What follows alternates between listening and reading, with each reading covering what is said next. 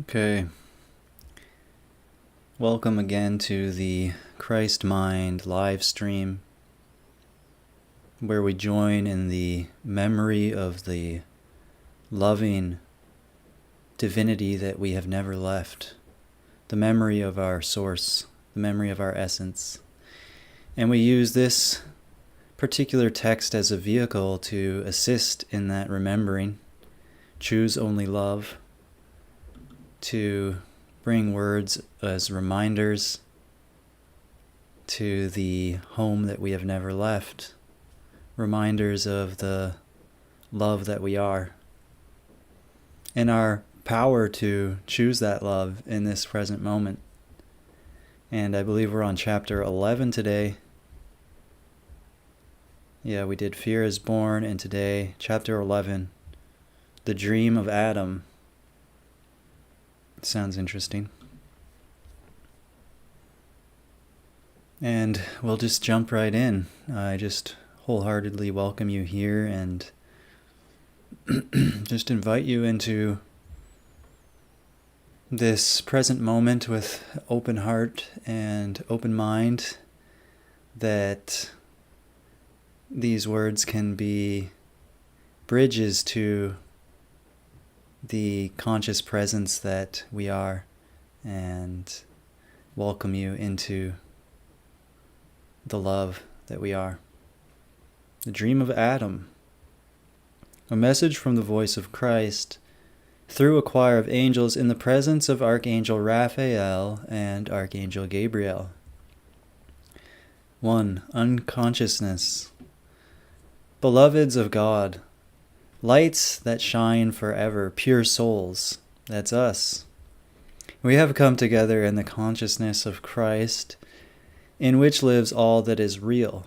We come with gratitude, joy, and love. We come as the pure discernment that we are. And these that come are higher aspects of ourself, the consciousness that we are. So it's not separate beings. Even Archangel Raphael, Archangel Gabriel, and Christ, the voice of Christ, is aspects of our higher consciousness that in us that knows the truth and lives in the truth, in an unbroken relationship with the Father, in the unbroken relationship with God. And we here on the earth plane have seemed to come into a sort of forgetting, a sense of separation. So these messages of these parts of us that have never forgotten come with this ring of truth in them, and this gift of grace. But just to remember that they're not separate beings from yourself. It's an invitation of your higher self, or the Holy Spirit as it's sometimes called, pure consciousness. We thank you once again for allowing us to dwell among you. We thank you for opening your hearts to the flow of divine union through which these words of light and purity flow. So here it's this acknowledgement that we are equally part of allowing this conduit of communication to open, and that we wouldn't be receiving these words if we weren't already in the connection with this aspect of ourself. They don't come to us accidentally. They come through intentionality and the openness and willingness of one's heart. Even if that's not fully conscious in your mind all the time, just that there's a receiving of this message is proof that there is a willingness, there is an openness, there is a loving presence that wants to be remembered.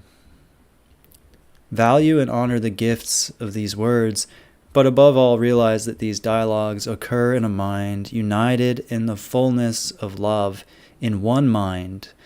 These dialogues happen between you, the reader, and us.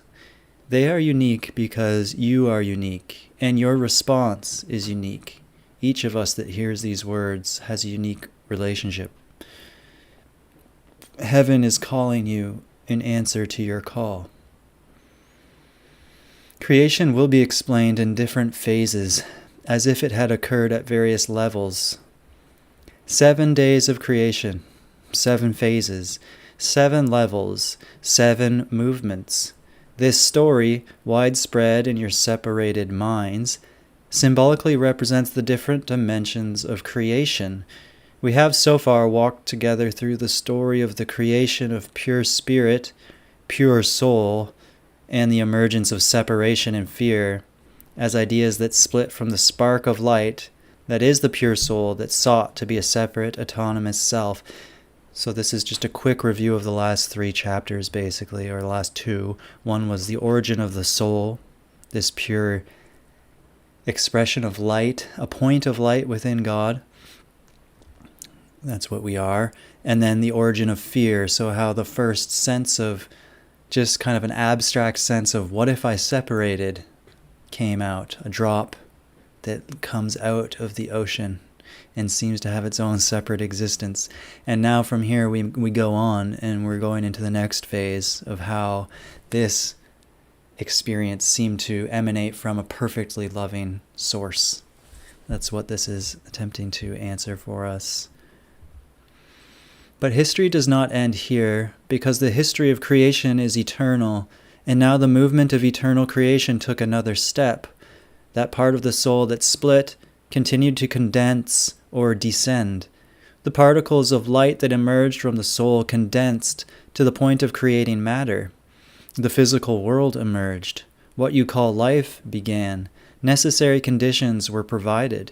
Life and matter flowed from pure potentiality and perfect creative intelligence in what we might call a movement of condensation to become a wide variety of forms. So a condensation of light into denser and denser forms of itself until it reached the level of physicality that we seem to be experiencing here. And these phases or qualities from source all the way through soul to separation and then condensation into form are all present in us now. So we can tune into the subtle, we can tune into the soul, we can tune into the process of becoming physical in any moment, in one moment, one instant, in this present moment. As the creative flow deployed, taking shape in matter, creativity was also increasingly expressed through the energy of fear.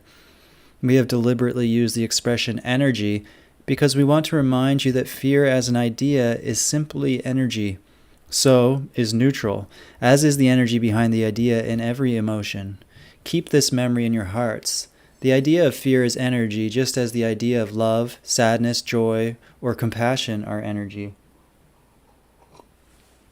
Everything is energy in the sense that everything is pure thought or consciousness. Life is consciousness. If the idea of fear is neutral, how then can it be the cause of a whole world? You must understand that there is a difference between the uncreated truth of love and that which you call love. The latter is not actually pure thought, but an emotion expressed in the body. The feeling of fear is also an emotion expressed in the body. What many of you call love is a distorted reflection of perfect love. While love has its source in pure love, it still is not pure love, because it is not devoid of fear. Love is the reality of what you are. It is the supreme reality of self. Love is not a feeling. Love is what you are. Love is God. So, the love that is the opposite of fear in form is a distorted form of love. Both love and fear in form come from perfect love, capital L love.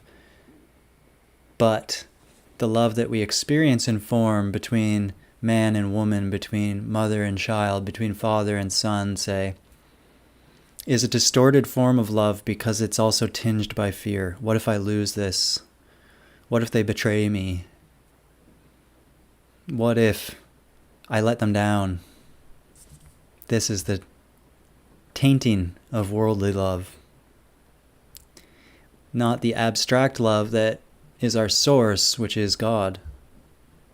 Fear is also an emotion, and therefore not part of the reality of the divine self who is pure love. How is it that one could give life to a world based on fear? This is a good contemplation. only through the existence of distorted perception. So this world is a world of distorted perception. That perception is distorted by the ego's self-involvement. This is where the highest degree of condensation or unconsciousness occurred, because the consciousness of ego is completely based on fear. In other words, ego is fear, even though its source is pure potentiality, unlimited creativity. So the sense of a separate self is based on fear, even though the source is God, is love. God does not limit. He is incapable of creating limitation. Therefore, he does not limit the ego's creative power. All the creative power of heaven and earth is within the grasp of the ego. You are daily witnesses to how active and incessantly creative is the ego mind. You are witnesses to how, in the twinkling of an eye, the ego can change its mind and create new perceptions about anything. In a single instant, the ego is able to change the relative perception of what it perceives with great ease and creative dynamism. The ego never rests. It's like the ego can't rest because it's so epically empowered by God. It's like a narrowing down of divine energy into the appearance of limitation. But then it's like a fire hose that just can't stop squirting, shooting everywhere. It's miscreations, it's fear-based perceptions. Amnesia of the self. That the ego has power and that it is creative cannot be doubted. As we have already mentioned, this is because in its origin, the ego comes from the pure potential of the soul. Therefore, as with all creative selves, the ego seeks to create. Yet what it creates is a separate and autonomous existence, based on its own confused image and likeness. It seeks to create permanence for itself. In this way, it acts similarly to when a cancerous cell decides to grow and function in its own way, disconnected from the laws of the rest of the body. Cancer cells act as if they no longer depend on the body that keeps them healthy and safe. Similarly, the ego's fear creates disease in the body.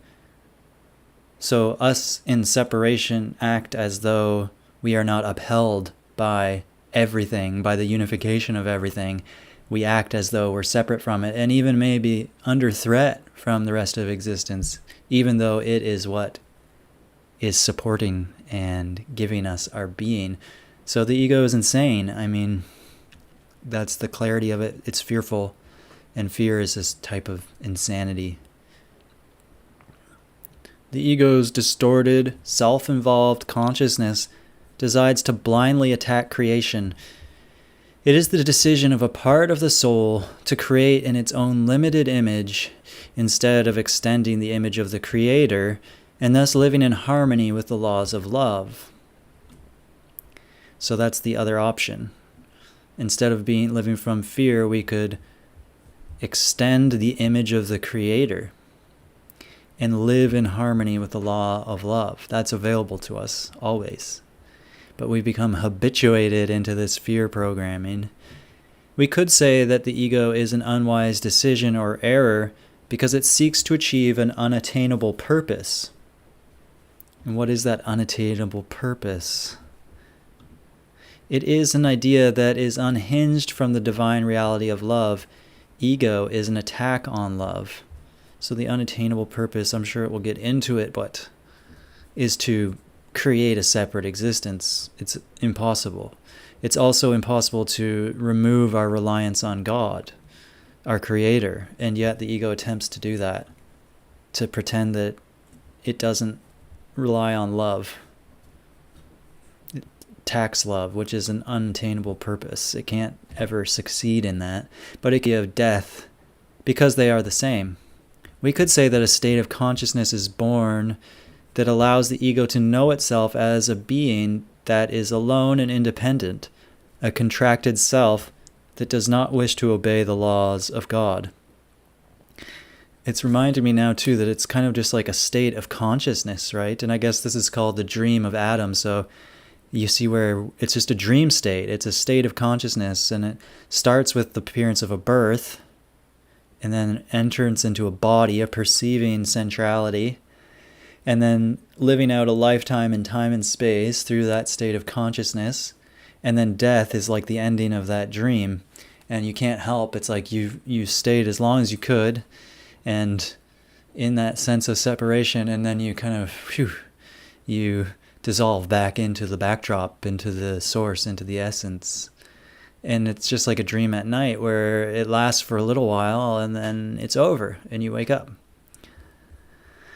The ego, in its creative potential, seeks to create a solitary reality, a reality in which each individual must cope by himself or herself to understand a world that neither loves nor protects, nor can be understood, a world in which everyone lives alone among other solitary selves who, like it, dedicate themselves to fighting each other and everything, a world in which everything has a desire to survive, despite knowing that death, which is the only certainty of that reality, will lead them to total and absolute separation by making them nothing.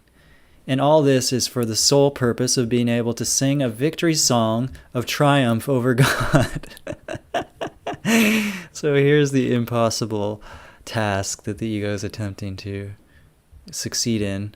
Thus, the ego consciousness seeks to create a solitary reality in which it lives without any real connection with anything, with the idea that an autonomous being can be real. For this to have been possible, it was necessary to create the idea that God is an illusion. Yet only an illusion, only in a world of childish fantasies, could the reality of a solitary state be achievable. And that is what the ego created, the great illusion of the world. So in a sense, the creation of this world is quite an amazing undertaking. I mean, it's a very high quality illusion, very engaging, very perceptually convincing. And I mean, it would have to be, right, to blot out the existence of an all-loving creator. You know, it would have to be a very quality illusion that seems to cover everything. You know, every inch of reality has to be covered by some sort of distraction, some sort of substitution, idol, something to grab the senses and bring consciousness into a relation of separation. So it's amazing. It's an amazing thing. It's mysterious and unbelievable on some level, you know, the depth of it and the intricacy of it all, and the commitment it takes to maintain it, you know, and there's so much fear underlying it all that keeps it flowing and continuously creating in its likeness, its fearful likeness. But as you start to see it too, in all of its wonderful ugliness, it can't help but start to point you back to the love and the infinite power that underlies it, right? The infinite source that would have to be there to create such a intense and engaging illusion. So it's both sides of it. It's the Maya and the dream, but the Maya and the dream still points to the creator, even though it often sucks us into deeper illusion. This is how condensation reached its zenith, its maximum expression. This is how fear or ego consciousness took final form. Unconsciousness arose, a state of amnesia in which the self forgot its soul, spirit, and God, an impossible state. A state in which God became unknown to himself. Adam's dream was born. So, wow. It's nice to have it all laid out like that. It kind of, somehow, even though it's looking at the illusion, it's bringing this almost like penetrative clarity to my mind of like seeing through it. In this moment, it's like, okay, yeah, it's all just appearances in the mind. and the mind is perfect, is pure spirit, unbounded, undifferentiated, pure, completely one with God. And that's what I am. And yet within that is arising all this appearance of multiplicity and form. And as I see that, it can no longer make me believe that I'm separate from myself. At least in this moment, this moment of remembering that I'm acknowledging right now. And I know I'll go into forgetfulness again because time is it's a tricky thing, isn't it? I don't know that we're meant to stay in perfect clarity all the time, or at least not until we are meant to, maybe in its perfect time. In the illusion of time, there's a time when we'll be totally free of time, And in a sense, again, as I even say that, it's like we're free of time now, right? In truth, in the oneness of all of us, in the perfect spirit that we are free of time now. I feel that too. And yet tomorrow, and the YouTube algorithm will probably suck my mind into a flow of forgetfulness. But even as I'm doing that, there will be like a little smile. Yeah, this too, this is included too. And then there'll be fear of how my life is going or dissatisfaction in my relationships. This too is here within me, And I just hope to continue to remember the truth of what I am more and more clearly, more and more of the time, and even in my forgetting that there's a hint of remembering. And I know that's already the case, actually. A hint of remembering even in the forgetting. It's like I can't get too carried away in it, It just doesn't quite seem real anymore because I've tasted this higher reality many times and had it affirmed to me. And man, isn't it my longing to live from this place, to live from this truth of what I am. And even as I say that, I feel the little seeds of fear that are still present within me that say, well, I don't know, I don't think we're ready for that. My little treasured fear frequencies that reside in the appearance of the body and still feel kind of little and victimized, but it's quite sweet actually in this moment. It's like there's a compassion for those parts of me. So I know that they too are longing to be welcomed back into wholeness, into perfect love, and into, let's call it the Father's house, this heaven, kingdom of heaven that is laid out upon the earth everywhere we see, when we have eyes to see. So, yeah, that's a beautiful passage, and it's just a joy for me to connect here in this way. I don't know how many people are here listening. If you are here listening, put something in the chat. I'd love to hear from you and hear how this is landing for you. What are you noticing? What are you experiencing? How is this passage showing you a deeper clarity of the dream, the sleepiness that befell Adam when he ate from the tree of the knowledge of good and evil, dualistic functioning, and then out of the fear and guilt believed that he was kicked out of Eden, the heavenly paradise, and had to go suffer and die in an uncaring, cold and cruel world, not seeing that he had created this for himself and that God still loved him, like the prodigal son, just awaiting his return with open arms and open heart, awaiting the return of his child from the fearful dream of separation. Once he was good and tired and had seen the nothings that he felt he needed to see in the world of fear, where nothing is and there's nothing to be gained,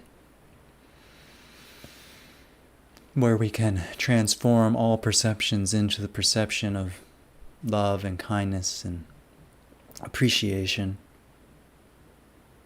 when we accept our birthright as the child of God. So, I think that's it for tonight. Thank you, and I'll catch you next time.